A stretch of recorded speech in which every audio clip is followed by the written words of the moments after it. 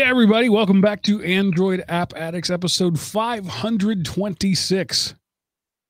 Recorded January 3rd, 2019, our first episode of 2019, and the first in a while that I've been here.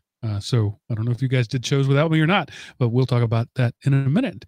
My name is Mark, sometimes known as the Sultan of the Soapbox, and I'm the host of this hereby rambling wreck of a show. But the people you really want to hear from, the reason you're here, the reason you're waiting for me to shut up, are DoorToDoorGeek, Mr. Steve McLaughlin, and Eric, the manager, Arduini. Hello, gentlemen. Hello, Mark. Hey, is it a bi-rambling mess of a show, or is it a tri-rambling mess of a show? I don't know. We'll find out. Well, we got three. Well, yeah, maybe two of you guys will be rambling and make it a mess, and I'll just try to keep you guys within the, out of bound limits, the whatever they call them. Goal lines? No, not goal lines. What's out of bounds? What is it? Sidelines. I'll keep you in the sidelines. Hey, the Bears are going to the playoffs. Go Bears. So are the Cowboys. You're a Cowboys fan? Yeah. He is diehard Cowboys fan. Yeah. He's the only Cowboys fan I know that I can hold a conversation with, and he is intelligent.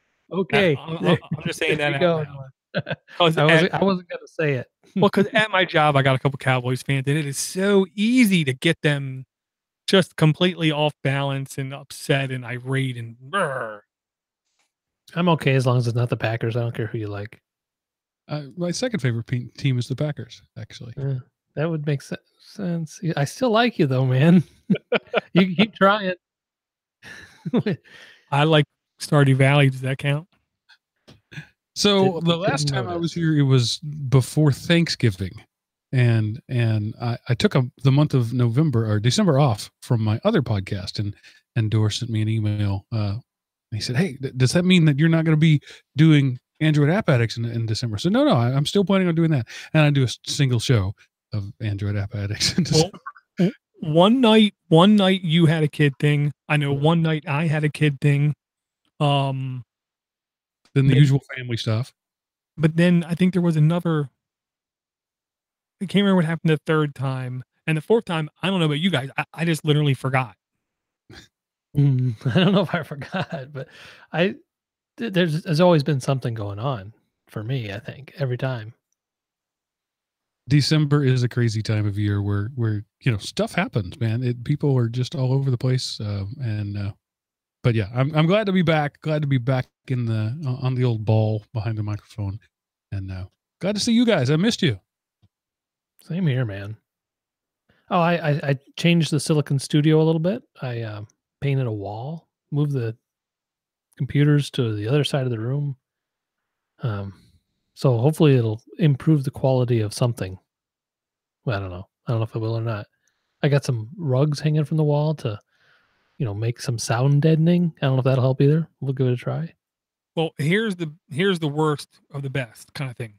Just because now the majority of your screen is stationary, single color, not moving, not changing under any circumstance, you're going to use less bandwidth. Then you should see less of a bandwidth issue over the long period of time. The bad is then you are talking about you want to get a little bit more zoomed in, which will then change that ratio of moving pixels versus non-moving pixels, which will then bring your bandwidth overall usage a little bit up and then change your quality just a little bit more down. So honestly, I'd say right now your camera's probably fine. I'm not going to say it's perfect, but it's usable, I think. Well, I will be getting, hopefully fairly soon, gig synchronous. Yeah, gig up and down. So dude, we're gonna put some servers in your basement. Hey, man. Yeah, I have theoretically up to 1 gig, as they say. I haven't had a gig ever, but at the same time I feel like a real D-bag calling them up and saying I'm only getting 780 megs down. So I just, what do you get up? I usually get about 900 up. And yeah, that's how it doesn't work too. It's I mean, that's close enough. I would complain. Damn right. Well, and I'll say this, Eric. I'm gonna say your camera's fine. I'm gonna say my camera's fine. I'm gonna say Mark's camera's fine. We don't really need to go, I'll say, crazy right now, especially because now Google Hangouts is going to be transitioning to Google Hangouts Chat, which is a different application. I believe we're still going to be able to do this multi-chat, video chat, where that's how we do the video part of the show. I don't know. I think we're going to be able to still do this again, but let's not overreact or change too much, because maybe in Google Hangouts Chat we'll have extra video controls available to us. I don't know. Yeah, maybe Toolbox will come back. That would be nice. But this is one of the one of the age-old problems, aka one of the problems of the last like 20-ish years, ever since like IE 3.0, I'd say, Mark, if I'm saying, which is getting really in-depth, detailed, complex hardware controls in an application that was never meant to have fine-grained, detailed hardware controls in it, like a web browser. Yeah, well, the web browser is the new OS. I mean, it's the OS that sits on top of whatever your OS is, and it's the common denominator these days. And I think I'm okay with that. I had a hard time with it at first, but I think I've made my peace with it. I'm okay with it, because what choice do we have? But in reality, I really want security to be really like important, but not only security, but the ability for end users, aka stupid people, like me, to be able to easily audit what kind of information is or is not being shared at any one place. And as long as Google is ruling the roost in browsers, that choice will never be available to us. Yeah. I was impressed with the Google Stream, playing the games over a crappy computer on top of Chrome. That did shed a little light on the whole thing as far as usefulness, but I mean the security and everything else. Right. The two things I would say in technology: one, did you guys see there's a service? I can get you the link. It charges around $20 a month. It is a remote, through your web browser, rentable monthly Windows operating system, where it's geared at to where you can literally install higher end games to do it. But there's no reason why businesses or smaller people cannot get the lowest tier plan and have literally inside of your browser a dedicated stagnant like state of an operating system to where you can install things on it, access it later, talking about the browsers, the OS. Well, and then it's going to basically invert into itself, and via the browser you'll be able to access probably a more powerful desktop than what most people are going to be accustomed to. I think I did. Now, do they offer different packages where you would actually get Photoshop and Yes. like some Adobe products where you would end up paying, I think I pay $16 a month right now for just Acrobat Pro. Right. So that would be, that'd be worth it, and then rather than spending, $1,400 for a new computer every 5 years, with the, other than swapping out, keyboards that lost their letters or things like that.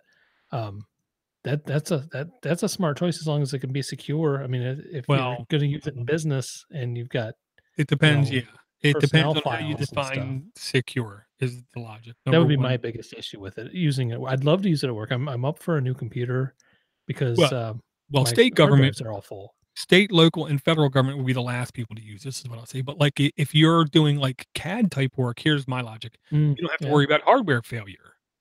You basically rent out that liability and you write it off as, now I don't have to worry about hardware failure.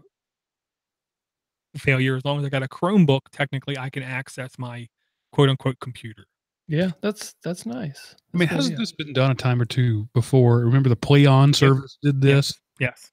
The The difference is, yeah, they have, and this is just another iteration of it. And I don't know if this is the iteration or the beginning of the iteration. Sooner or later, it's going to have to work, is my logic. Yeah. Well, the thing that brought down PlayOn, I think that's the right name. It was Play something. Yeah, no, it was The thing Play that On. brought that down was licensing. It wasn't the Right. technology. Microsoft licensing brought it down. Well, and that's what I don't understand, because I don't know about you, Mark, but when I looked at Microsoft desktop virtual licenses, they were almost 10 times the price of the normal installable license. I don't know how they're doing it. I don't know if they're just buying in bulk enough or whatever, but it's literally only like $20 a month for the base software and literally running what would be considered today a higher end video card, above average video card to run games. So I'll get you guys a link and I'll shoot it to you. And but the other browser based thing that I think, and it's not necessarily Android related, but Microsoft is dumping Edge, going with a Chromium base. Google will then easily own well in excess of 80% of the desktop. Yeah, I don't like that. Good. All right, I'm going to call BS on that. I've heard that argument several times. Microsoft said it. No, that's fine. The statement that Google is going to own it. Well, Google code a product. Microsoft is going to take that product and totally do whatever they want to with it. It's an open source product. It's not going to be a Google product. And I hear that all the time that, because Google owns Android. Google doesn't own Android. Google builds AOSP, and then everything else is built around it. And to say that Google owns all this stuff is just, it's FUD. Google completely owns Android in the sense of they own its future. No, they don't. Anybody can build. They own its future. If you do something with it, then you're not using Android. You're using a fork of Android, which is perfectly fine. But that's not Android. Google owns its future. They are guiding the ship. They are telling it where to go. Microsoft does have the ability to take Chromium and do this very same thing and take it and fork it and start their own. I don't see Microsoft being willing to invest that much money, personnel, equity, whatever, into actually owning it, completely owning it. I think they're going to try to get away with as little work as possible. I do think Microsoft's going to have to do its due diligence to do what's right by the shareholders because, they're a business. But I don't like the fact that it's going to be one code base that's going to be like the primary target. Around the world. You know what I mean? I like not being part of the biggest target available out in the world. And with Chromium being the base, that's going to have certain, I don't want to say problems, but, vulnerabilities across code bases. Yeah. Okay. So that once you get to homogeneity of systems, that's a hacker's dream. I totally agree with that. But to say that anything Microsoft produces based on Chromium is going to be Chrome, I think is just wrong-headed. Well, Microsoft has shown willingness to give up absolute control in the past. They did release this year their own literal Linux kernel, Linux operating system, downloadable, reinstallable OS that does not contain their kernel. That doesn't mean they don't control it. It's true. But that doesn't mean that they do. You know what I mean? It's only time will tell how much they really want to put into it. But I just don't like it being one attack base. It is the real key of it. Now, here's the thing. For end users, this is going to be a fantastic thing. For web developers, this is, again, going to be a fantastic thing. Because now there's one less thing to code towards, and there's one less thing to learn as an end user. I just want to read the chat room there. Ivor says, I have to agree with Mark here. I'm not going to read the rest of the statement. But yeah, I agree. Good man. Figured that's all. Ivor in the chat also wants Door to talk about the Privacy International article that made Ivor's air turn blue when he was reading it. There is nothing new here. This is literally Cambridge Analytica 2.0. All it is, it's another story. The only direction of looking at this story, because perception is reality, the angle of looking at this story is Facebook allowed people to have a easy library that they could use as Android developers to help them do authentication through Facebook. What they didn't tell any developers were that when you put this library in your application, all of your data belong to us. All your base belong to us. So all of the information available to the application would also be then available by default back through a tunnel to Facebook. So, and here's the not funny, part. Not shocking. 99% of the applications mentioned in the list, because this one did have a hard list of applications, were not on this show, were not suggested on this show. Yet I can tell you over half of the applications I heard mentioned on other shows as suggestions. So you can listen to journalists, you can listen to people with thumb rings, you can listen to people that literally get paid to sway your opinion. or you can listen to real normal people working 9 to 5s with spoiled little brat kids telling you what they think is a good application. And you Yeah. can, sit through the ads, you can sit through every 10 minutes of breaks, or you can become another Patreon member like Matthew Fuzzle. And we've got at least one or two, I think, new ones since the last time that we re-recorded. So thank you to all the Patreon people. You guys are voting with your dollar, which I'm gonna like be a mark here and say, vote with your dollar. They have voted with their dollar, and thank you. Pay for what you want.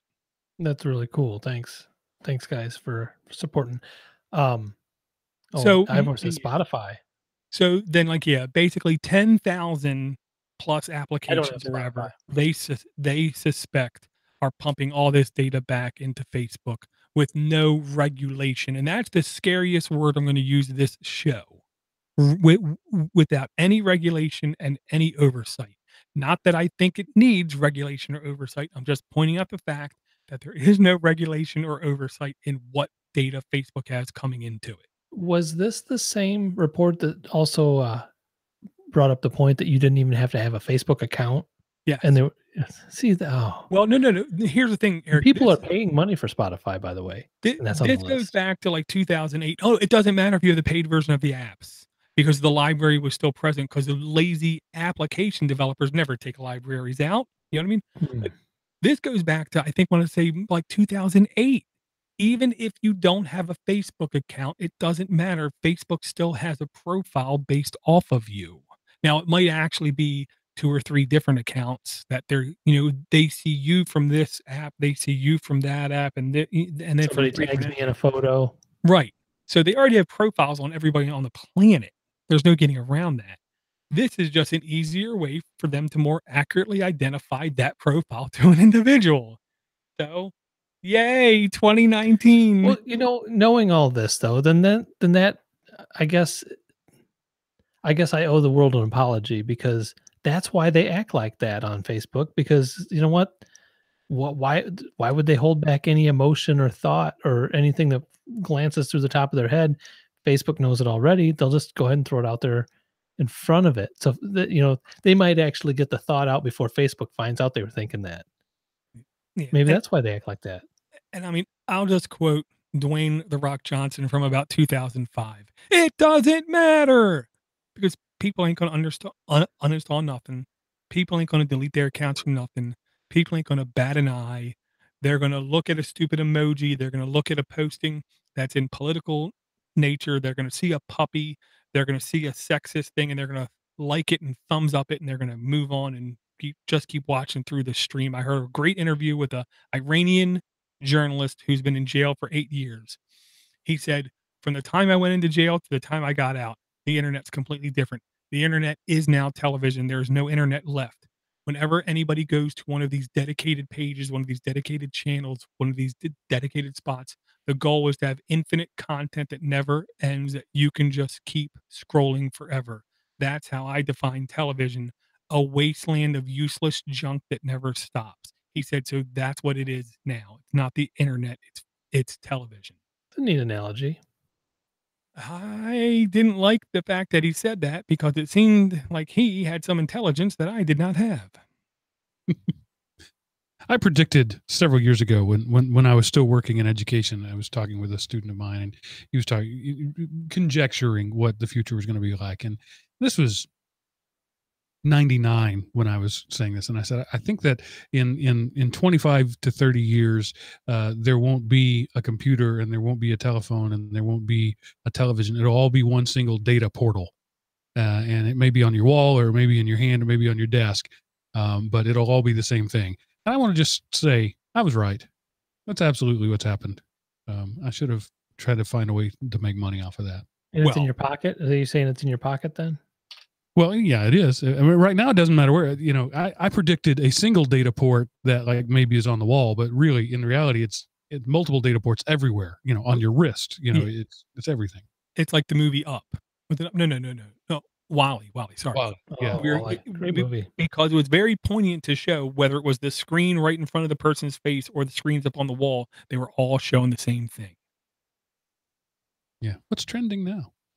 Yeah, that's great. I want that chair.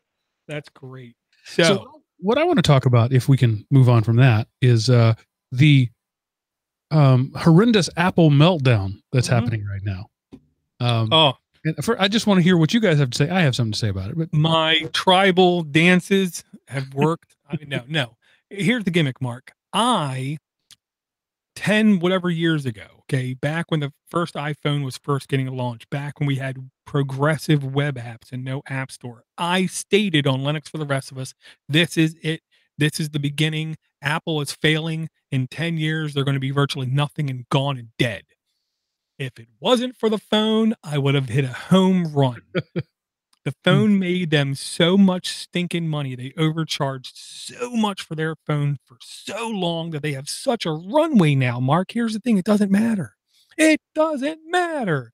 They can have a failing product for the next 8 years on the market. They have enough runway in their bank account. They are fine.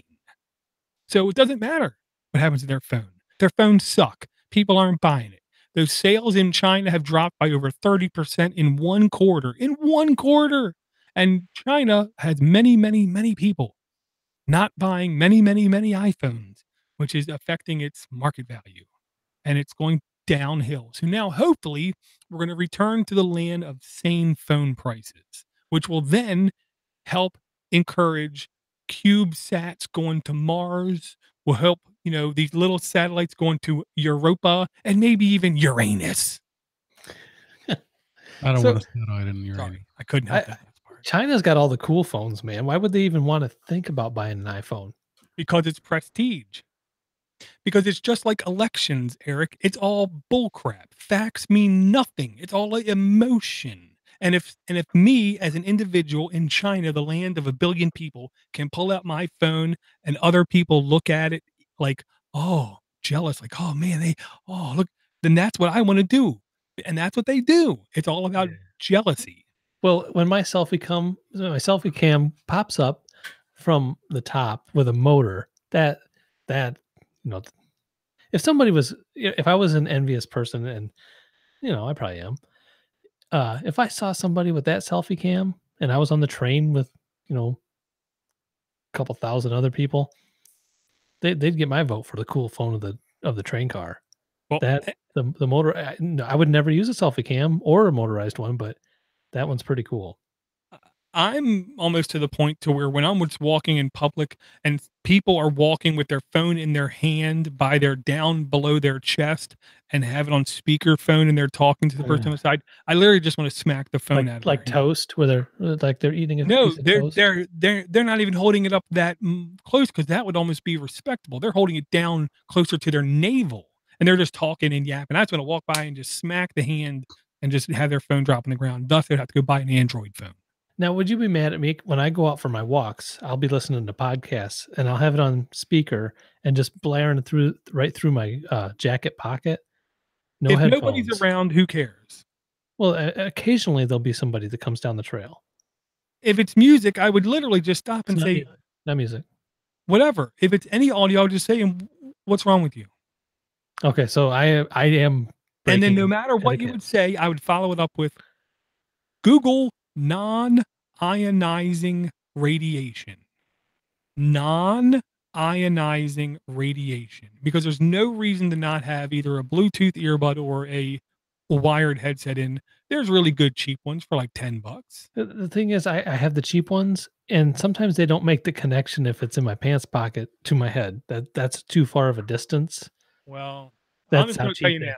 In my experience, half of that issue is not the headphone; it's the phone. Just saying.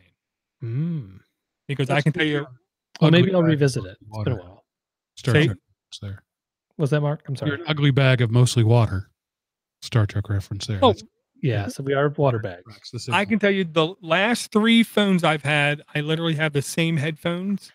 I've been able. I don't even like that. That look like that. Well, no. I've been able to either go 10 feet away or less, and then it starts to break up. Same headphone, same exact headphone. Next phone, I'm able to go 20 plus feet away. Now the third phone, I'm able to go 2 floors up and the damn thing still works. Okay. It's the exact same headphone. Nothing Why has would you ever changed get that far away from your phone? I don't because understand. it's on the charger and because I listen to 30 plus hours of podcast a day. All right, I will. I will revisit this because I've got a new phone Well- and I've not used the headphones with it. And what I mean to say is the phone can be just as guilty as the earpiece itself. Have you ever had reasonable reception strength on your earbuds? Ever? Yeah, Doesn't yeah, sound but I think I make it happen by moving it to a higher pocket, like move it up to a breast pocket instead of a pants pocket or something when I'm on the riding lawnmower or whatever. Gotcha. And I will say I've been walking like 5 miles or so at work. There is one spot of the parking lot. Doesn't matter where I have the phone at, I will lose connection and it will like blink out for like 3 seconds. It's always at the same spot. So I got to believe there's Can something. you see the blimp from that spot? The blimp has got released and flew away and floated like 100 miles away like a year ago, and they never put it back up Oh, okay. because it was literally next to my house. And they said it was for whatever it was a lie. It was a cell phone repeater tester. What's it called? Swordfish, sailfish, Loon, the Loon Project. manta ray, stingray, Blue beam. No, stingray, where they have fake cellular towers. Oh, Yeah. It was a stingray tester, is what it was. So I want to go back to Apple just a little bit because I yeah. didn't get to get my 2 cents in there. I have enjoyed watching pundits on both sides talk about how Apple will be back. This is not the end, and how the greed is finally over. The bloom is off the rose. Tim Cook is no Steve Jobs. I just want to remind everybody that the bad news that Apple announced last week, the bad news is that they only made $89 billion this quarter. Just think about it. That's the terrible news. The news that is going to sound the death knell for Apple is that they only made $89 billion. It was a reduction in expectation of sales. It wasn't even bad sales. Right. It was just a reduction in the expectation of sales for the quarter. Yeah, they had predicted 95 to 100, and they came in at 89. So I don't think anybody should be singing "Ding Dong, the Witch is Dead" just yet. Well, with stocks and the market, the facts are again completely irrelevant. Just like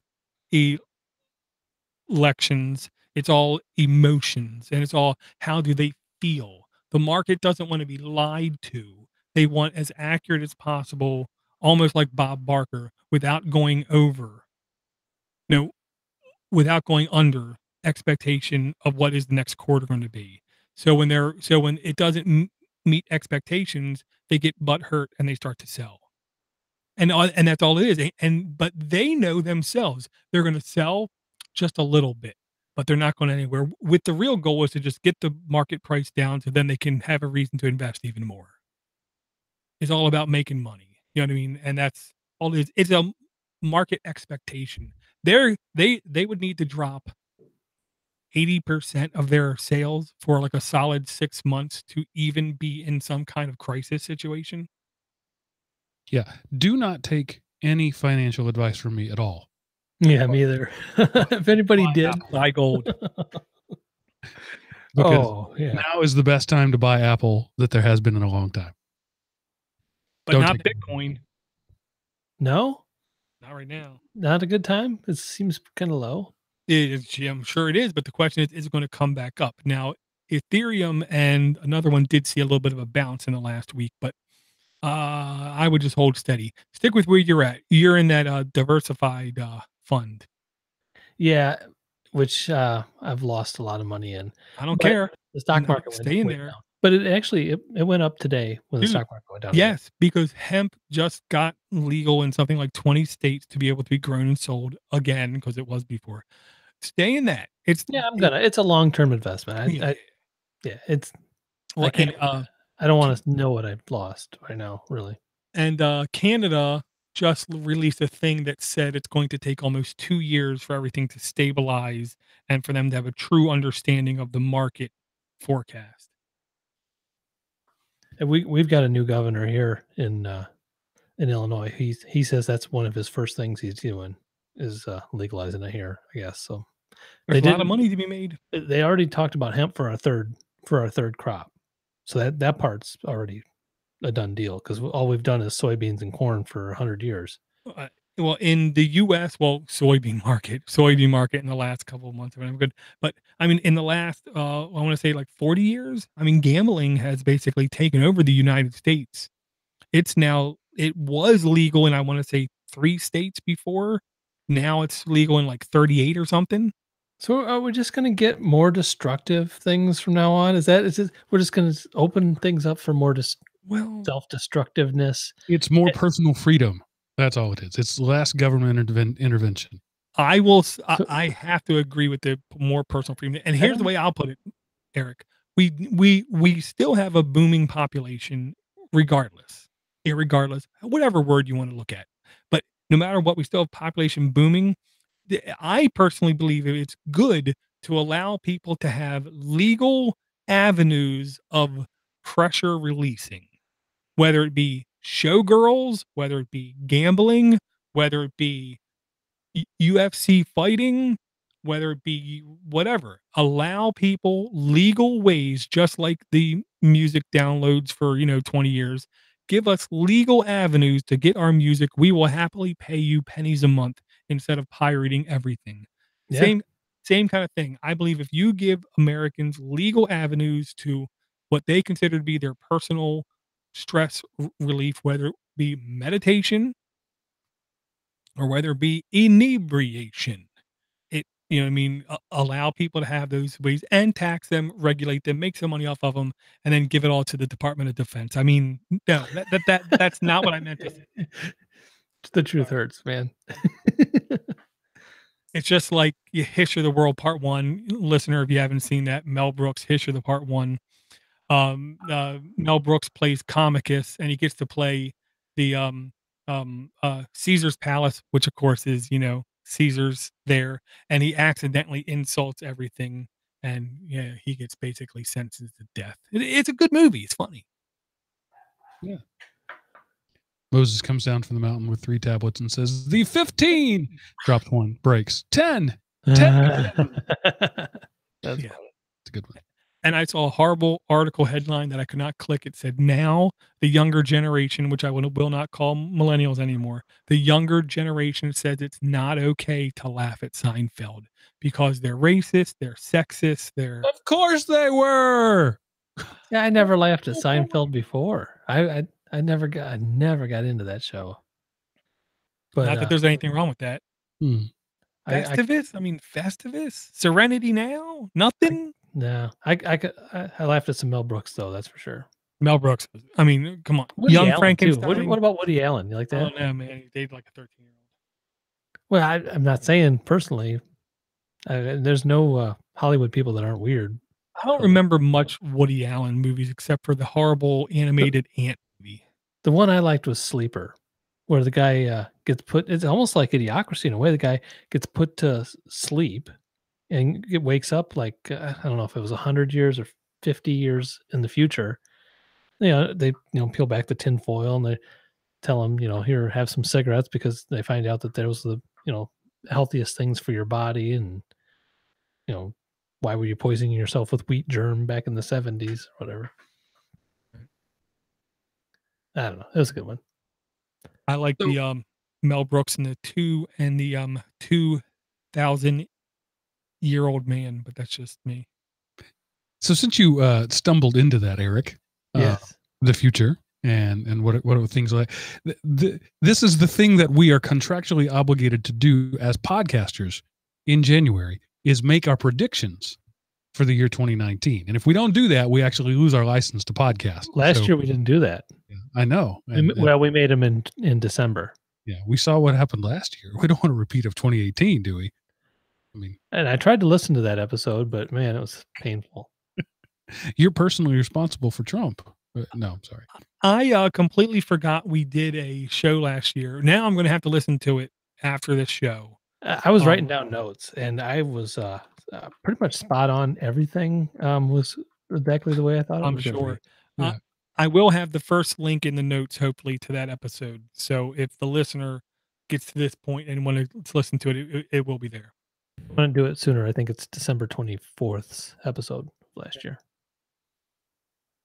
Yeah, Ivor in the chat room, Blazing Saddles. I just rewatched Blazing Saddles recently. Amazingly, it's on Netflix. So they're okay with that apparently.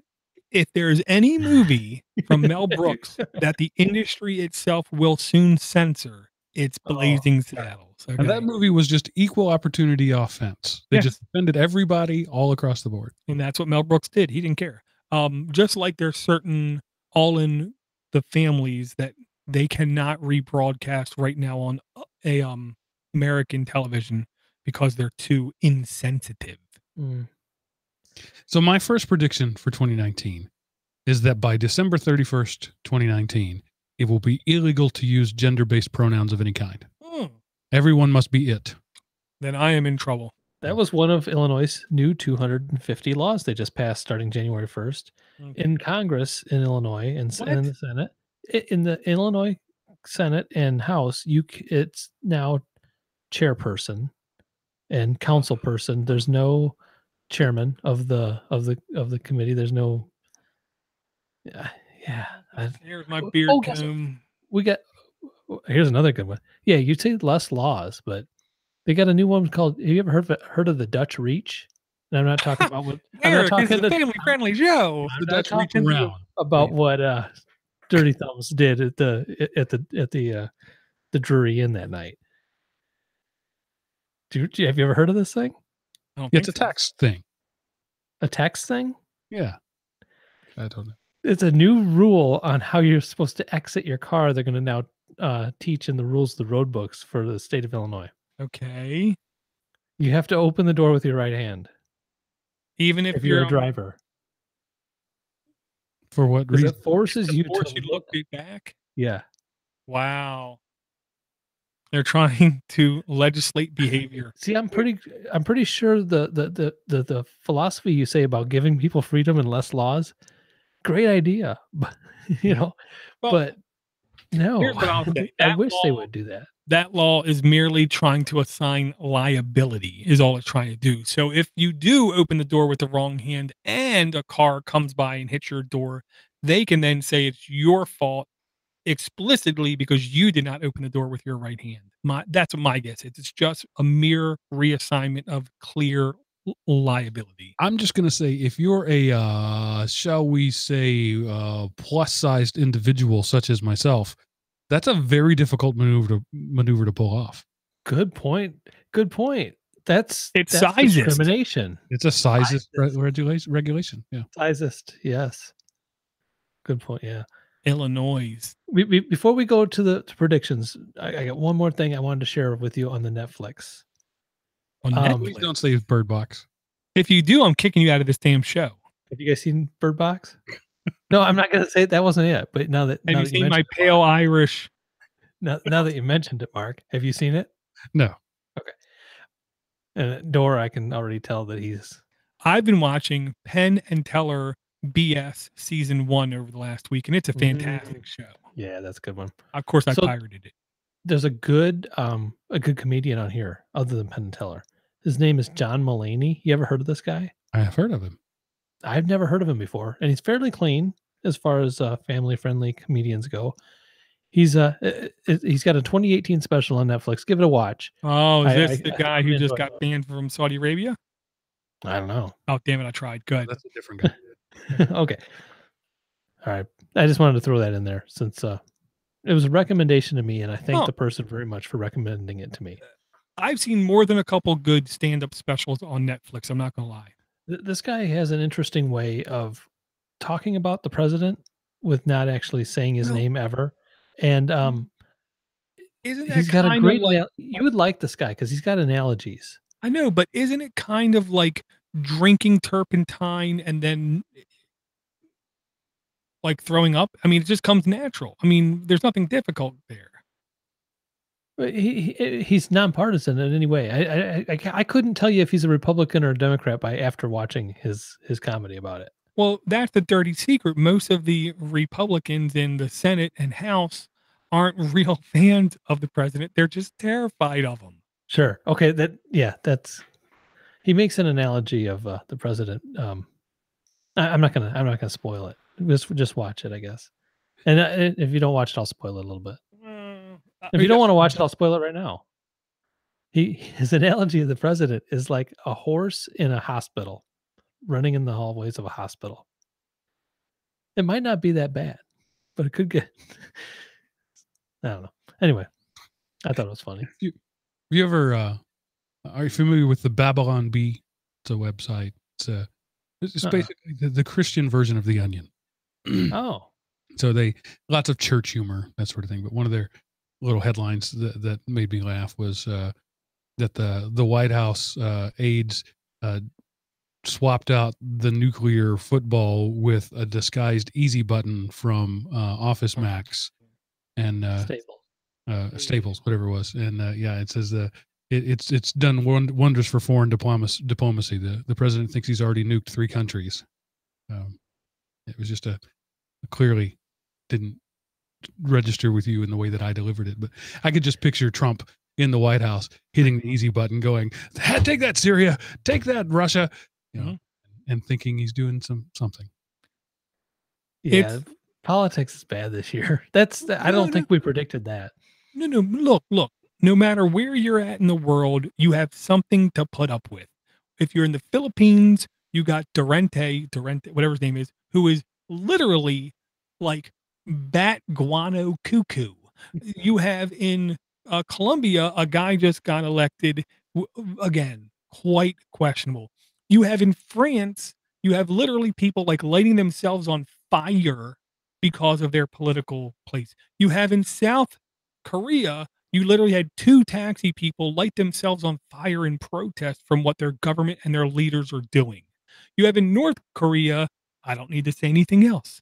You have in Turkey, where you have foreign diplomats being murdered inside the borders of your country in a premeditated fashion. You have in Saudi Arabia, Saudi Arabia. So really, it's not as bad as people think.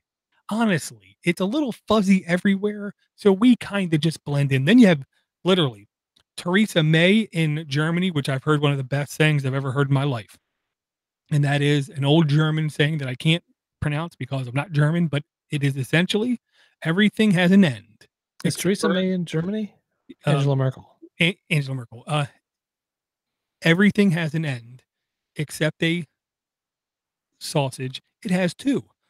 So she's going out after almost 18 years. You have Theresa May, who just barely passed a vote of confidence in the UK because of, the Brexit thing with the hard border, the soft border. They don't even know what the hell they're doing over there. So really, Eric, it's not that bad. Yeah, it really is. I don't let it bother me one bit. People freak out though. And that's what I liked about this comedian. He didn't make it. It's great for comedy. In the next 3 years, we're going to see a renaissance of comedy that we have never, we haven't seen this kind of company since like Lenny Bruce. I think I gave away my Trump mask though. We had a Trump and Hillary. We had a Trump mask and a Hillary mask for Halloween a couple of years ago. Well, it's probably 2016. To me, the real bad news was Elizabeth Warren basically announced her presidency like on January 1st or the 31st with a really bad video of her like, let me crack a beer. Like a 70-year-old woman not even knowing how to crack a beer. Really? I haven't seen that. I'll check that. I'm really tired. I'm an ageist. I'm just tired of old people. I'm kind of jealous of Canada and France just because their leaders are less old. We could fire up the furnaces door. We could fix that. Oh, I know. Soylent Green. They sell something at Walmart now called Soylent. Of course. Yes. Yeah. It's been out for like a year. Yeah. It's a nutritional supplement, isn't it? Yeah. Yep. It's the old AKA man chow, where like when I was younger, I had a daydream of like, I just had a bag of food. It was very nondescript. It really didn't have any flavor, but I would eat it and it would give all my nutrients I would need all day. And I didn't have to worry about it. That's what this is supposed to be. Like kind of like the bucket of stuff in Idiocracy. Yeah. It's just like some puddingish, fatty Yeah. gloop that just that's gets her called the done. keto diet. Yeah. Except for you don't get any Cheers. nice Just sit sugar around with the. eating coconut oil all day, washing it down with salted water. Oh, hey, Predictions. okay, Not predictions. distractions, not Shoot. tangents. You said Hey, this. there was this one thing on YouTube I wanted to tell you guys about. No, go ahead. Actually, there is though. Go ahead. Champaign Ill. It's a movie about Champaign, Illinois, man. It's a 10-part miniseries. That's probably not worth watching. It was. I didn't mind it, but it's different. Anyway, not as family friendly as the first suggestion. So I do actually have a YouTube channel that I would like to recommend. Oh, okay, cool. You can search it. It's The Buildist, like the Nerdist, but builder. It's a guy I work with. His name is Bob, and Bob and you guys know me pretty well, and so you will know what it means when I say this statement. Bob is unquestionably the smartest person I've ever known, and he has a YouTube channel, and it's rough. He's only got like 5 videos up, but stick with it. It's going to be awesome, because if 1/10 of Bob's mad scientist personality comes out in this channel, it's going to be amazing. And in a few years, you're going to say, you know, I was in on the ground floor of The Buildist. Like one of his first videos is he needs to make a metric thread to go in something. And so he just designs a gear to change his existing, what's the spinny thing? I'm blanking. Words are hard. A lathe? Yeah, his existing lathe. He designs a gear to convert it to a metric thing. What he doesn't talk about, and I hope he'll get into it, is he built that lathe out of scraps. This guy he can do anything with anything. And I'm really looking forward to where this is going to go in the future. The Buildist. I mean, everything from machining stuff to he spends 20 minutes hemming a pair of pants. It's just the weirdest guy, but in the best way. I'll check it out. Vintage style screwdriver. Yeah, and it's I'm telling you, it's super rough. You know, if you're used to watching highly polished YouTube guys, that is not this guy. But he's going to grow. He's going to get better. First tip: shorter intros. Yeah, we've been coaching him a bit around the office, but Bob's a brilliant guy, and I look forward to what he's going to do. So, are you going to help him with his video editing and bring it up to the next level? If he asks me to, I will. Well, I will subscribe and I'll give him feedback. First piece of feedback: shorter intros. Because honestly, every successful channel I've seen, if you go back through the history, they had shorter intros. Only after they get real popular are they able to really like brand their videos in the beginning. All right, so make a prediction. What's going to happen? Easy. Phones with 12 gigs of RAM and batteries will still suck. We have made zero. Here's the thing, people. We have made near zero progress in battery technology in about 100 years. All we've gotten is better at understanding the components that go in it, the chemicals that go in it, ratioing the chemicals that go in it, and putting smarter boards on top of the batteries. But as far as battery technology has actually went, we have made near zero progress, which means next year we're going to either have to do one of two things. Like back in the day, you either had to make tighter code or you had to make more powerful computers. We obviously opted for more powerful computers. We're going to now need to extremely streamline all of our hardware, or we're going to have to improve battery life. We ain't improving battery life. So we're going to have to more heavily streamline hardware, which means we're going to need smaller nanometer processors, which mean less heat, which means less give off of extra energy, which means better efficiency with battery technology. I am sick and tired of not having a normal phone easily last a day. To me, every phone that you go into a store and buy should be able to last a day. And when they don't, everyone loses. So we're going to have bad batteries. We're going to have 12 gigs of RAM in phones. We're going to have people screaming about picture quality, picture quality, picture quality, picture quality, picture quality, picture quality, picture quality. And I don't care about picture quality. I don't care if it's a camera on my phone. Literally. I don't. I want a pocket computer. I want my phone to be twice as thick as it is now. And I want a battery that can easily last 2 or 3 days. So buy a case that does that. Does it? I'm not going to get it. I've never seen a case for an Android that does that. They exist. I'm not saying they don't. I'm just saying I've never seen one. My words were very carefully. It's probably not for your specific European or Chinese import device. Oh, it's Chinese. Yeah. So just a quick aside there. My last week, Christmas week, I was on call for work. It was my turn.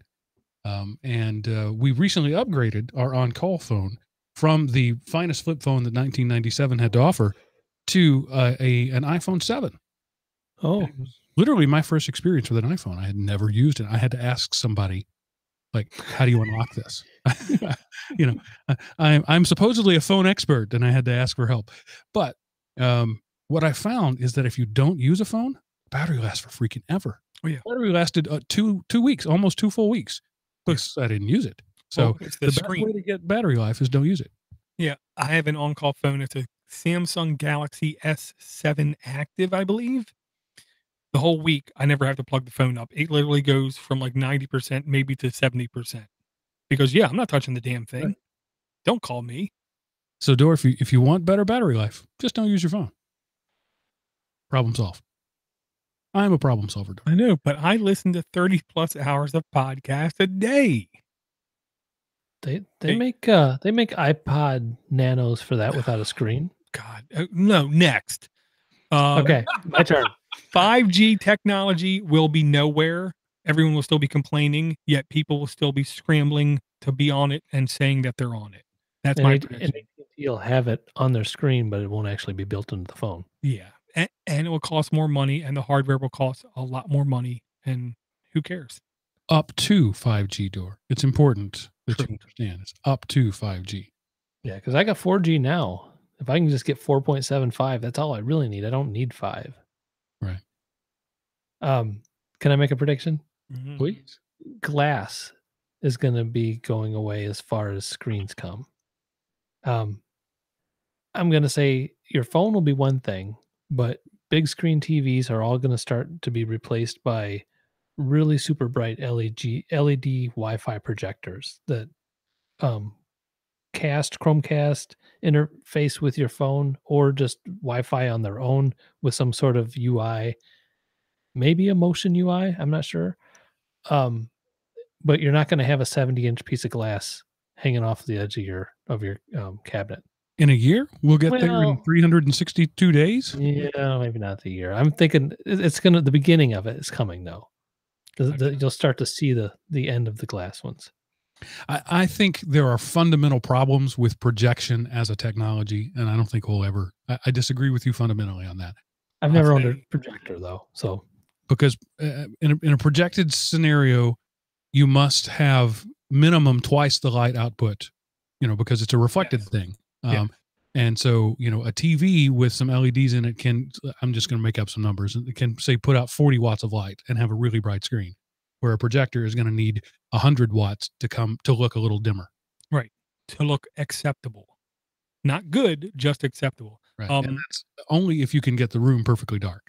Well, Show Me just had a flash sale, first ever, never announced. It was literally announced and then sold. They literally sold something like 60 million of them in less than 2 days. And it's a projector TV with the sales pitch of it can be less than 2 inches away from the wall.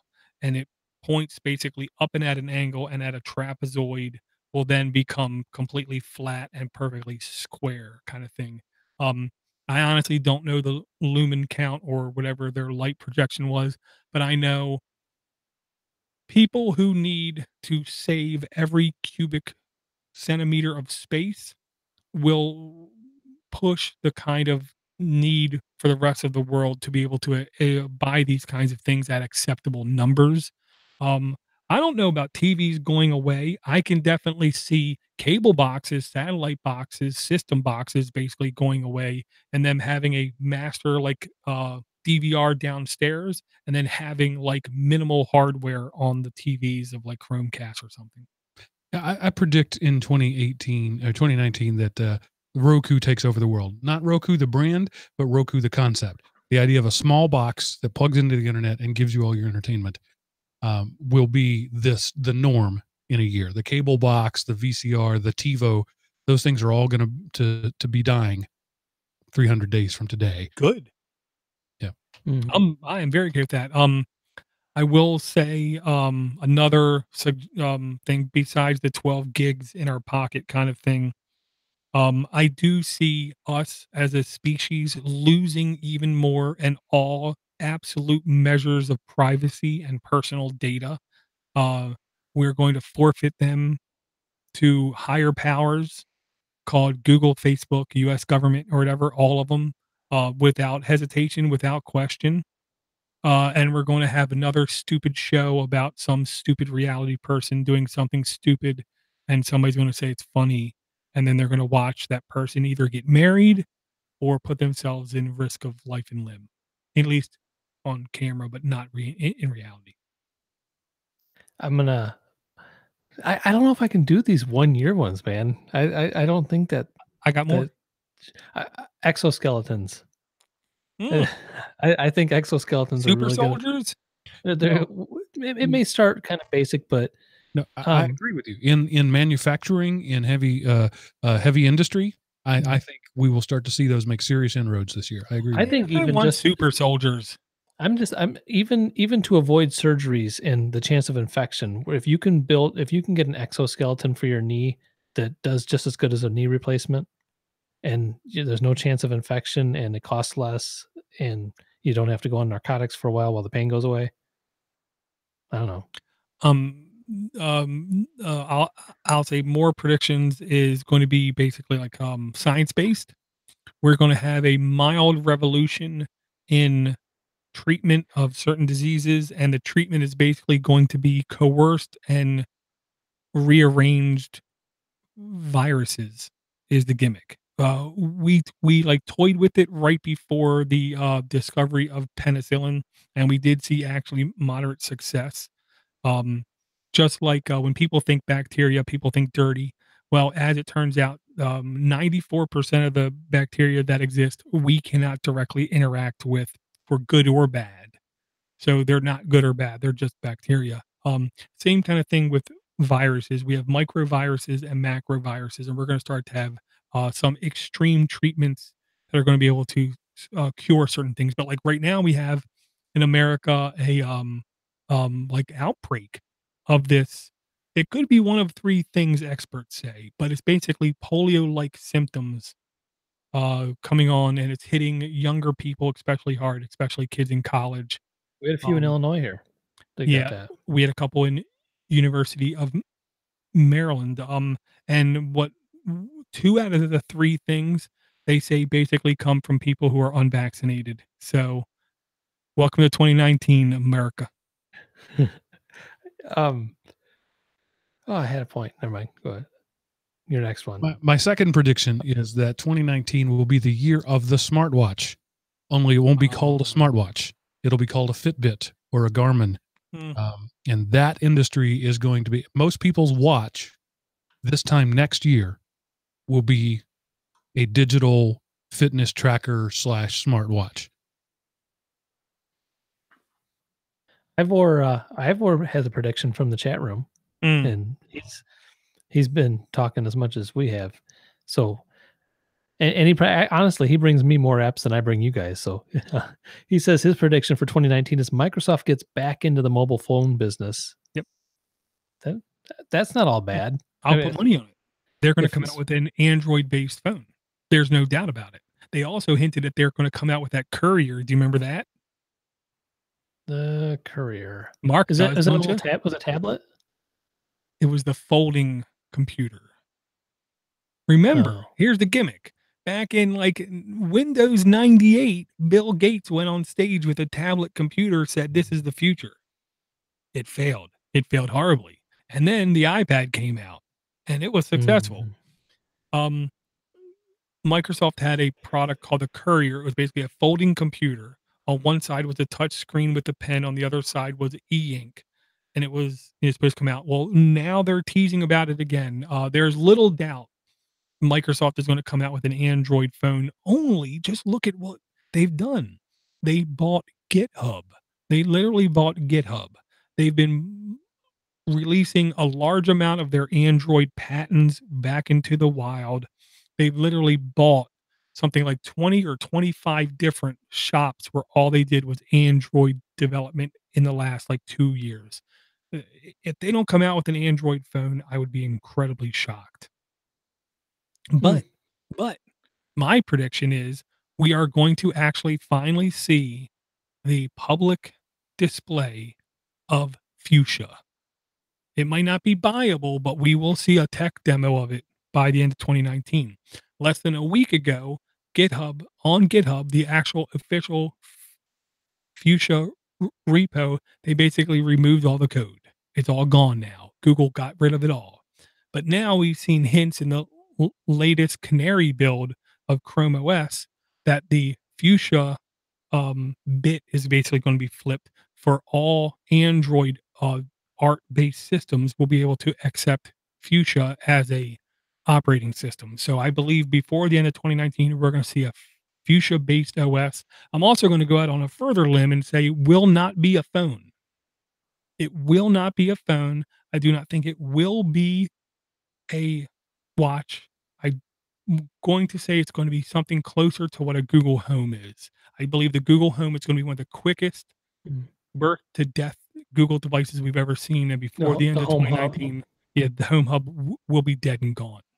Hey, Mark, back to your prediction. And somebody had asked you on the show in an email how you liked your TicWatch Pro. And I want TicWatch is one of those watches that could take it there, where they use the e-ink or some kind of a really low powered display most of the time, and you can get a week's worth of battery. I think that would help a lot. My Wear OS watch, I'll put it on the charger at night. It didn't last all day, just fine. I'll put it on the charger at night and it just reboots all night. By the time I get up in the morning, it actually stopped boot looping and it's ready to go, but it's just weird. As soon as I lay it on the charger, it just starts, I don't know, it's ZTE phoning home or something. It is one of the, I should keep it like in bubble wrap or something because it's a ZTE product and those are pretty banned in the United States right now. I don't think it'll be Wear OS. I don't think it'll be the Apple Watch. I think it'll be much dumber devices. The curse of the smartwatch, it was more smart than watch. And most people just want to watch. And so the Garmins and the Fitbits of the world, they're paying attention to that. And they're seeing things that are a watch 90% of the time, and you can share a photo with it the other 10% of the time. And I think that's going to be the sweet spot that the soccer moms are going to glom onto. And I think it'll be the hot thing Christmas next year. Yeah, there's right now an Amazon's basic, I can't remember what it's called, like Pi Bit or something like that it's called. It's literally $30 and it's 30 days worth of battery life, and it is nothing more than a stupid watch. I agree with Mark. Does it have a screen though? Yes, a full-size screen. It is basically lowest common denominator will win. Yeah, the Show Me $25 Show Me Mi Band is as much as most people want. You know, it's a watch. It'll also show you text messages and it'll count your steps. And I think it's going to be some dumb device like that. I don't think I've been using Garmin and Fitbit just because they're the big players right now, but I really think it'll probably be an Amazon or some other third party that's not in the game right now. Maybe Show Me will be the one that will come out and do it. But I just that's been my prediction. Wear OS is going to be for the nerds. I'll have one. You'll have one, Eric. But you know, the 3%ers will have that. Yeah. Another prediction will be basically what we're going to see unfold only if we are very aware of is what I'll say. That's my caveat. We have to be very aware of it. It's basically China versus South Korea, because that's what's actually been going on around the world for the last like 8 months. South Korea, Samsung, China, ZTE, and Huawei. Right now, the big 5G fighters is like Huawei's trying to get into all these countries, trying to get into all these ecosystems, trying to get into all these markets. It's basically China trying to represent itself and trying to become a market leader. We have Samsung unbelievably dominating the world market in phone sales. It isn't Apple. It isn't HTE. It isn't anybody else. It's Samsung is by far selling the most low and high end devices combined. We're going to see a continuation of the war of economies between South Korea and China. What I hope is that we, as like outsider country, all we see is a benefit in reduction of cost because they're fighting with each other. But I hope that here's one of my logics: the likelihood of any single company inserting right size chips into boards or infrastructure for later spying is basically non-existent. But here's the caveat. I don't know if you guys remember, less than a year or so ago, maybe a year and a half ago or so, a story came out how the United States government was intercepting shipments of APC continuous UPC power bricks, and they were opening up the packaging, opening up the device, taking out a piece, putting in a different piece, and they were selectively replacing hardware inside of those devices to allow them to have a foot in a network. That kind of thing is possible. I don't think it's ever a fault of the actual manufacturing company when it comes to spying. It is a matter of the shipping and handling of that device on its way to its endpoint. That's where you have endless opportunity from whether it be other industries or governments to be able to insert themselves into that. So I don't think anybody really has to worry about a company inserting things into their thing to do global spying on everybody, because I don't think it will happen because they fear the kickback a little bit too much. You know, kind of like we don't really have to worry about immigrants and the southern border of the United States. What we should do as a country is ask, does Honduras, um, does Costa Rica, does Belize, do the other countries actually need assistance in just sustaining and growing as a country? Not we need to worry about people coming into our country. I maybe we could have a foreign exchange student kind of thing for not students. I mean, give me a week or two there, and I'll give them -10 here. Yeah. And then I mean, just to see what it's like up at north, because it's not all Texas. Yeah. There's some brutal parts of this country, man. Here's something else I will predict, and it is Android and Chrome OS converging, more devices having both on it at the same time, even though the individual experience will both suffer because of it. I think Chrome OS and Chrome l- laptops, especially, will just keep selling fantastic, great numbers, and Chrome OS tablets will continue to unbelievably stumble and not be successful whatsoever in any market, in any size, in any form factor, in anything. It's literally trying to, you know, put a round peg in a square hole. I don't understand why they're trying that. The Well, slate was a flop. I'm going to modify your prediction just then and the one from earlier and say Microsoft will release a phone, but it will be a Chromium phone. All righty. Well, I will say this: progressive web apps, which will be the kind of backbone to a system like that, is key. And I will say I did find this good link. It is App Scope. It is appsco.pe. Pardon me, just like saying PE. And this is basically a web store for progressive web apps.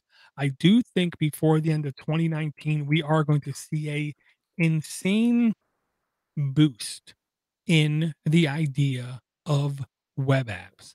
I don't think we're going to have it figured out. I don't think they're going to be the end all be all. I don't think they're going to be the backbone of anything, but I think they're going to make substantial headway towards the final in 2020, where the only reason to have an app store is for like Fortnite or for something extremely focused. Could I give an app then? I know we haven't really done one. I wasn't prepared for this, but there is a new browser that has progressive web apps built right into it, even especially games. It's just and this is called the Cake browser. With it gives a little different look on the internet than we're used to from I'm gonna have to try to find a link for you. But built in there, one of the tiles is just games, or they call them apps or whatever, and it has and they don't take any loading really at all. They go right in from your home screen. There's 6 of them. One of them's called Melon Pinch, and that was much like the Apple knife throwing app. I brought it back a little bit. I am not finding a link for this. Well, while you search for the link, since we've broken into actual show content, let me read an email from our friend Julian, who says, "Hi, Dor, the manager / executive and the occasional sultan. First off, may I wish you all the best this Christmas season and a happy new year. I'm a regular listener and seldom emailer due to time constraints, and appreciate all the effort you put into the show and the Podnutz network. So without further ado, on with the apps. My first is the place where I learned about the other two, app sales, and it notifies me of premium apps that are discontinued. Job done, enough said. One I bought when I was when on sale was Calendar Widget by Home Agenda. It's a pretty and functional widget for display elements, though not reminders. Pro tip, limit the number of days in the menu to 2 to avoid unnecessary battery drain. And the last one is a kid-friendly car racing game, Dr. Panda Racers. No reading is required, so it's tailored toward the youngest Android users. It's very intuitive, allows for customization of cars and tracks. No steering is demanded. Just press down or release the gas pedal. Normal price is $3, but it was going for free the other day, and my 5-year-old boy loves it. There you have it. Keep up the great work, fellas." Who's that from? That was from Julian. Very cool. Nice apps. Clearly is not American. So this is Cake web browser, fast private ad blocker swipe. Great name, from Cake Technologies Incorporated. That's like a lot of name. And it kind of reminds you of Google Now or Discover, that Google calls it. It's got like tiles with there's like on my tiles the slices, which slices of news. But what it is so the pages, rather than we're scrolling up and down, they scroll side to side. If you do a web search, you just scroll over to the next one and the next one for different pages opening up and you can use Google for your search engine. But the one of the neat features also of this is, say if you want to find a certain word on a like a control F, if you want to find a certain word on a website or a web page, you hit control F and you type in the word. Well, you just hold down on here and you do the find on page. It'll go through and find it on all of your search results. All the pages that it picks up from the Google, it'll already have them highlighted as you swipe through to each page. It'll have, so you can quickly find exactly what you were looking for on all those pages without having to do control F each time you open a new website. That's pretty cool. Different. It's different. I mean, I don't know if it's the next big thing, but it works well. And it is just different enough. And it does have the progressive web apps, which brought my attention from that. I would like to make a request for this next year. I just wish Google would get my stock vanilla Android to work the way it did a year ago. Google Now doesn't work. I mean, I can't say, "Hey, Schmoogle," and it open up without needing a secondary unlock, and I've tried everything I can do to fix that. It's the Schmoogle Now stuff is laggy, it seems like. Even if I squeeze the sides, it takes a few minutes to register where it Well, was, they're or actively not trying to minutes, kill but Google now, so that's not surprising. it used to be so instantaneous and fast, and now it just doesn't work nearly as well. I mean, and it's almost dangerous if you rely on something like that when you're driving to make your text, like, okay, Schmoogle, text my wife, blah blah blah blah blah, and it picks, and it's almost weird because like the Google keyboard worked really well for a long time, and now it's horrible. It doesn't. It's always constantly not correcting words well. Doesn't see misspellings. It's just everything's so deprecated on every bit, and I hope that Google's just not giving up on everything. Now I hear they ran some Project Fi deals over the New Year's and Christmas, and now the support, which was awesome, Project Fi support was always just super great, and now it's getting compared to Comcast as far as Mhm. the level of support. I, I don't know where they're focusing. I don't know. I'm not sure where they're focusing unless they're all in on the government and they are Well, only working for them, but they're starting to work less and less for us. well, they're all about future money. Two more predictions. Machine learning, AI will not progress 1% of anything because we as a species cannot even define consciousness, much less develop artificial intelligence. And all machine learning means is you turn the output of a task into the input of a task, and then it can flow at its own rate without waiting for a human to click something. That's all machine learning really means is it regurgitates and regurgitates, and then once in a while a human says, like the eye exam, better or worse, better or worse. That's all machine learning is. So it's only useful for a very small percentage of actual task, like identifying genitalia in pictures. And even then it's not good. Not a hot Um, dog. yeah, exactly. Not a hot dog. Silicon Valley nailed it. So, I mean, Bill Gates himself said in an interview in early December, if you want to understand modern Silicon Valley, just watch the TV show Silicon Valley. And I got to say, everything I see in that show reminds me of something I've seen, witnessed, or talked about in technology. Everything, everything, everything, including the stupid guy with a stupid noise action when Bitcoin reaches a certain price. I've seen it all. I had Bitcoin alerts. Mm. Yes, Yeah. that's where he saw Um, that one. Now I'll actually give a good prediction for once, at least for once, for me. And that is uh, all of the bars will be lowered on technology. It's going to start out sounding bad. All of the bars on technology will slowly come down. The barrier to entry to coding, the barrier to develop the barrier of entry to produce applications, the barrier of entry to publish anything, progressive web or anything, will keep coming down, which will allow everybody from every culture and every denomination and every sect be able to actually make applications like Be My Eyes. We talked about that app now, I don't even Mhm. know, 6 months ago. And I Yeah. love the fact that over the holiday season, I was listening to 2 international news reports, and on 2 different ones was the developer of that application talking about how, the good thing about that application is it literally is helping him understand the sheer number of people out there that want to do good. While he had over Mm. 100,000 people with impairments in the application, there was well over 1,000,000 people willing to give support and help in the application. 1.848904 is the number of volunteers right now. Right, Wow. and that is just proof. We as people cannot believe what we are told about industries, about companies, about governments, about agencies, about other entities.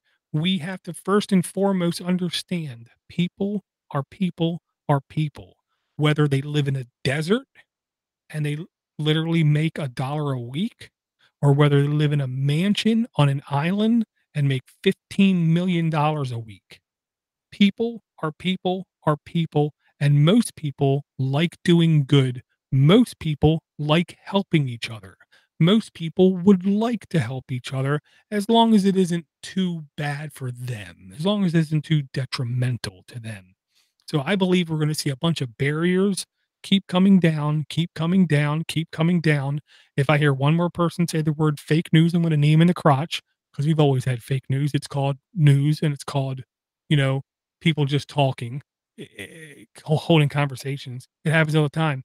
We're going to see the barriers of entry come down to such a degree that we're going to see a bunch of more people be able to create. And what I'm hoping we're going to see is a bunch of more smaller, homegrown, local silos of communities where people can where people can communicate and partake in small things to help people. That sounds good.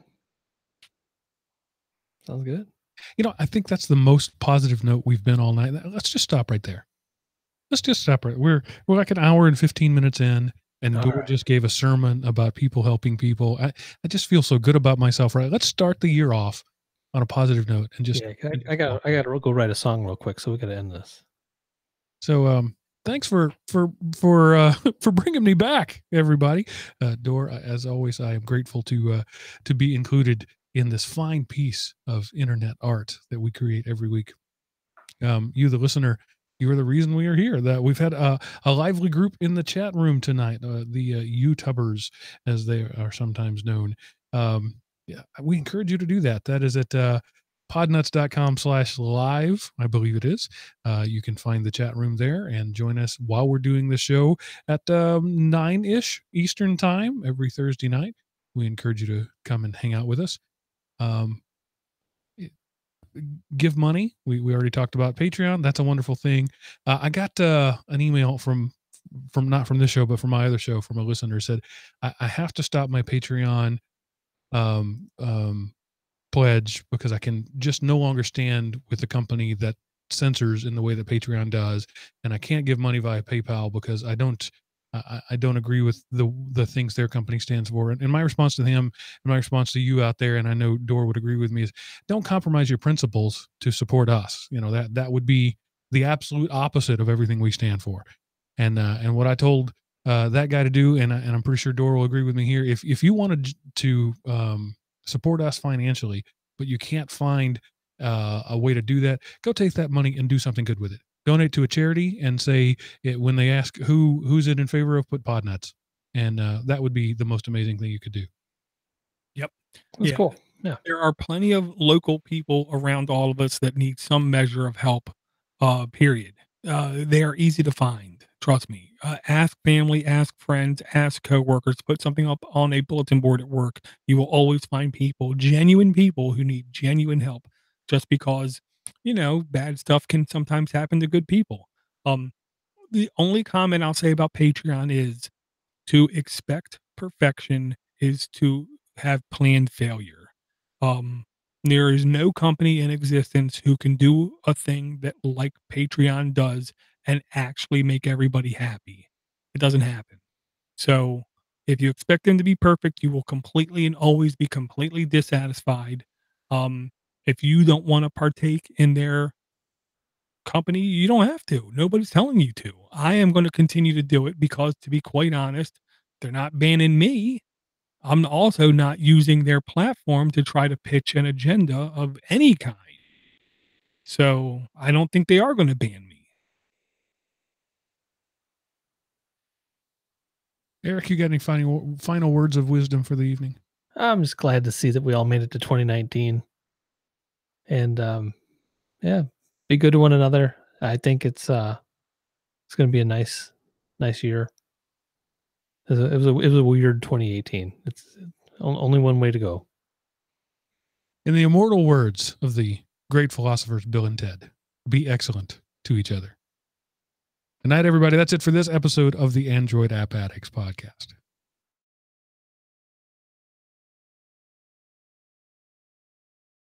He just died and everything. What were you saying earlier today, or earlier in the show? That was going to be the show title. It was from a wrestler.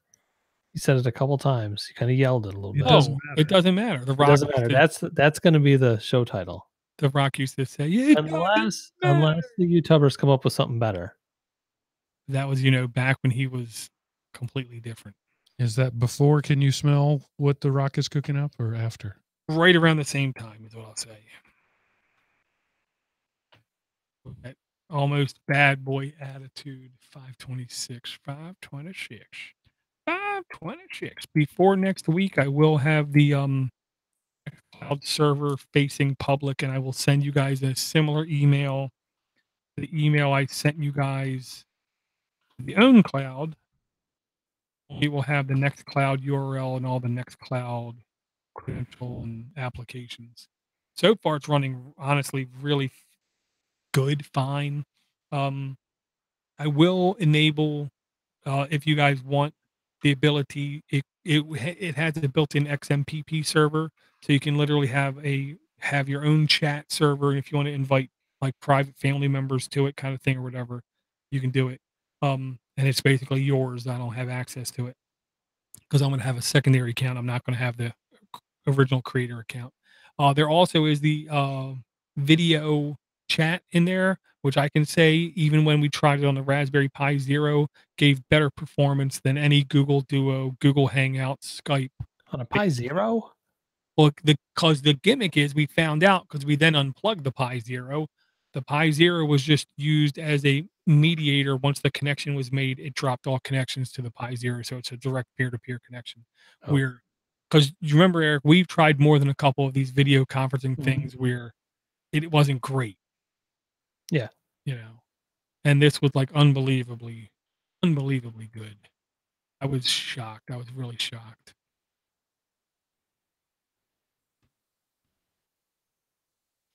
What was this number? 526. 526.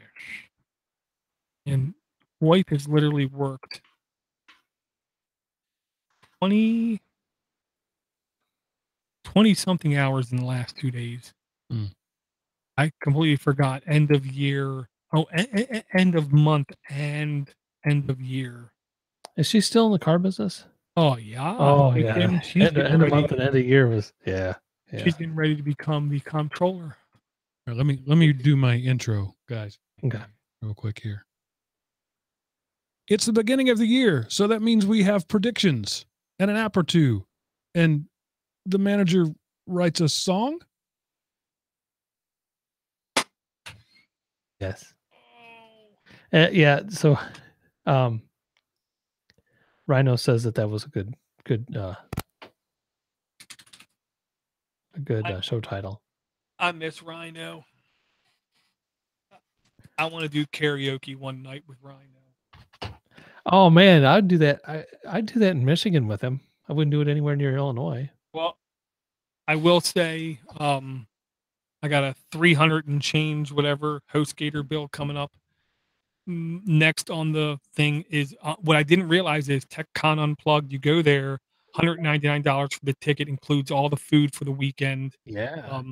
The rooms are $100 a night, and there's also a code there you can use if you use the certain airline where you get, I think it was like 10% off. I think I'm driving.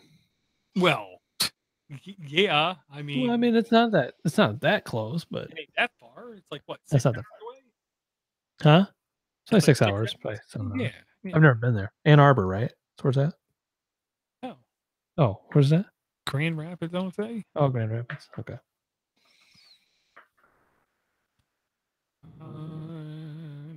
Yeah, Rhino said I gotta go write a song real quick.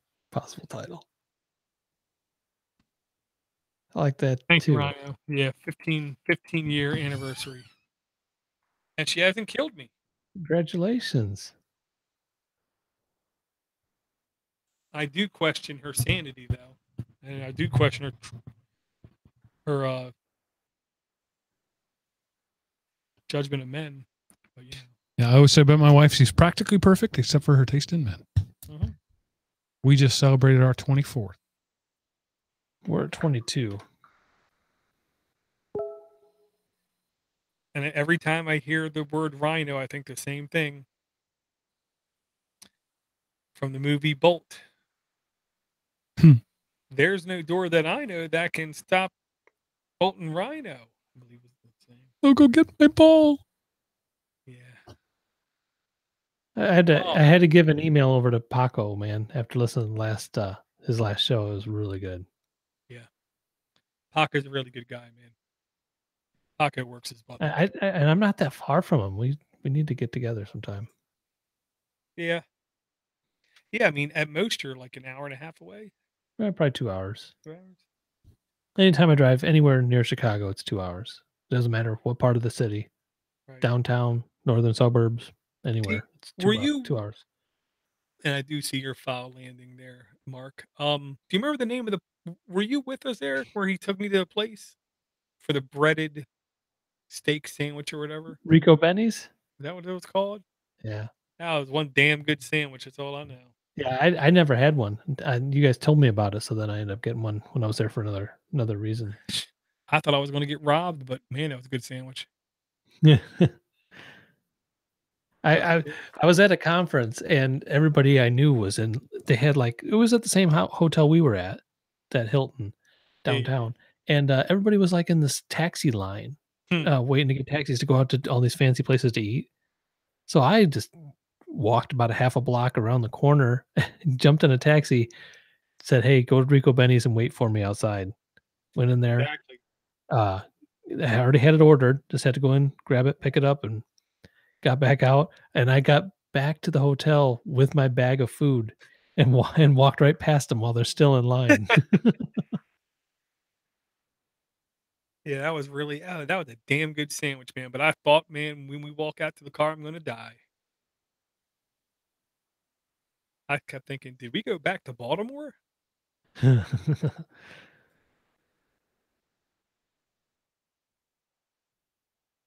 Yeah, we took the kids out for our anniversary dinner. Where'd you go? Fogo de Show. Oh, beautiful. What's it called? Fogo de Show. Portuguese for fire in the floor. All you can eat. It's basically a carnivore's dream. You go, you have your plate, you have a disc. On one side it's green, on the other side's red. You flip it green. Every guy with meat who walks by you says, "Would you like some blah, blah, blah?" You say yes or no. Then he says, if it's like a beef medium, how'd you like it? You say what you like. He starts carving it off. You take your little mini tongs, you grab it, you put it on your plate, and you eat it. I think you told me about this place before. It is a carnivore's dream, is what I'll say. Man, some of it unbelievably good. Like my youngest son loved the lamb. Who would have guessed that? I don't know.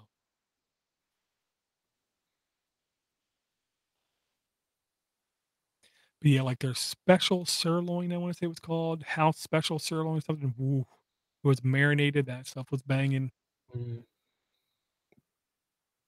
So TechCon, it's $200 plus the hotel. Yeah, hotel. I want to say they got $100. Yeah, $100. I think $100 a night. Which is, I mean, honestly, I crafted the email. I didn't send it yet to Steve Cherubino and Chris, the guy behind TechCon Unplugged, basically apologizing to him, telling him, look, I cannot. There's nothing that can happen between now and then except for me winning the lottery, for me being able to come to your event. Because the last time, I mean, the tickets were more than 500. The hotel was more than 600. I want to say. Yeah. And it's like, I can't. But, it was Florida. It was nice. Oh, it was damn nice. And I mean, anytime I can be anywhere close to a swimming pool in February, that's pretty nice. But no, I'm down for this one. Yeah, if you click. And I've been there. I've been to Orlando now. Never been to Grand Rapids. Or is that what you said? Grand Rapids? It's a 12-hour drive for me. That's it? Straight north, huh? How is it only 12 hours for you? I'm amazed. I'm considering it. I might do it. Yay! I can't believe it's that close to you. I'm literally blown away. What did you say, Grand Rapids? I can't remember. Grand Yeah. Rapids. Oh, I'm gonna do a little Google map. Yeah, $102 a night. So, Mark, I'll just say if you want to split a room, I don't care how loud you are, I'll be fine. Sleep on the floor. That room. They 4 have hours two- and they have 4 hours two- and 23 minutes. They have one Thank king or God. 2 queen beds for 102 a night. Yeah, so that would be $400 for the conference, another 150 for fuel. Right. All the food built into, which says to me, you should bring at least another 120 for food because you're going to want to get away from the crowd. At least my guess is 2 meals, and those 2 meals probably won't be dirt cheap. You know what I mean? But there's also, yeah. So I mean, honestly, I expect to pay less than 5 total. Rhino's offering to share the ride with you, Mark. Where are you, Rhino? He's in Savannah, not in Savannah, somewhere in Georgia, or maybe he's just in Tennessee. I do see your follow, Eric. Cool.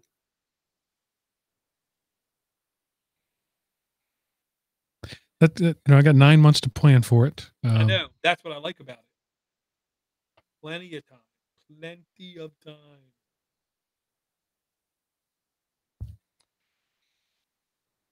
Yeah, I mean, I would rather have a buddy part of the way than risk falling asleep that Sunday morning coming home. Hell, well, if something can't happen between you and Rhino, it literally might be cheaper for me to fly down there because that's a hub down there. Lawrenceville, man, that's in my backyard. Oh, there you go.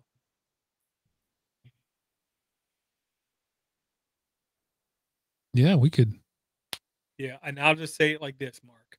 There's a lot of people I've met who as soon as this video stream stops, I'd say, Mark, you might not want to ride with them. But I like them a lot as people, but I'm not going to say that about Rhino. He's a really good guy. Really genuine nice guy. So, I'm torn about that. Nothing personal against you, Rhino, but that's potentially 24 hours of prime audiobook listening time too. I kind of hate to give that up. When I drove down to Florida last time, Mark, I literally had my earbud in this ear the entire way down. And anytime I heard anything, I just went, oh, yeah. Uh-huh. Uh-huh. I didn't care. I listened to the podcast, except for the one trip we went with my mother-in-law, and she played an audiobook, and it was at normal speed, and oh my God, it was the most painful thing. And then the gimmick was she literally got CDs, and the last CD wouldn't stop skipping, so we couldn't hear the ending. So on the way back up, I just bought it digitally, and I said, look, here's the ending. Jesus Christ. Drove me nuts. Yeah. It was at 1x. Oh God, it was so painful. And here's the only thing I'll say to you, Mark, now I got your attention.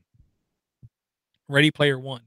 I have not heard a single person who is a fan of that book insist to me that I have to watch the movie, which just tells me if I go in with normal expectations to the movie, I'll say, oh, it ain't bad. But you haven't seen the movie yet? No.